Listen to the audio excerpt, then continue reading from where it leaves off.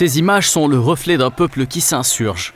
Un vent de liberté s'empare du Maroc. Il souffle sur un pays dont la population crie son désarroi sur tous les toits et dans toutes les rues. Il est le symbole d'une colère populaire qui s'exprime en plein cœur de la répression violente qu'exerce le régime du Merzen sur les citoyens. Les manifestations Jil Z 212 ou Génération Z se sont propagées dans tout le royaume.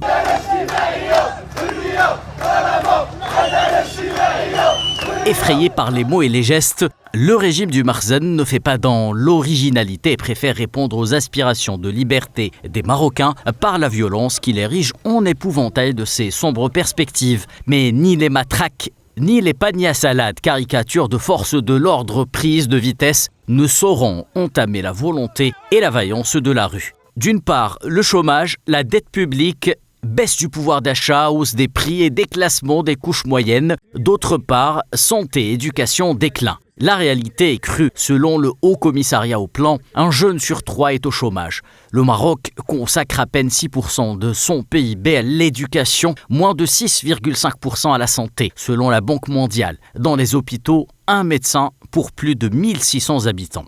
Le bilan économique du gouvernement libéral est catastrophique. À court d'arguments, le régime fait le dos rond par gros ton social depuis 2 ans déjà. À l'éloquence des slogans, le Merzen préfère le bâillon. Et face aux idéaux de justice et d'espoir, le régime sème la désillusion et l'arrogance en procédant aux interpellations de masse sans distinction d'âge ou de sexe. Mais les mêmes erreurs produisent les mêmes effets, dit l'adage, et le Maroc s'enfonce dans une crise dont le seul et l'unique responsable est une caste qui vit dans une tour d'ivoire en dilapidant les richesses du peuple pour servir les intérêts étroits d'une monarchie démissionnaire et de ses sponsors. Excédés par les dérives du gouvernement qui ne cesse de trahir son peuple, les jeunes Marocains s'en remettent donc à la contestation qui risque d'accentuer l'isolement diplomatique du royaume et mener le palais royal, malade et divisé, droit vers les abîmes de l'histoire.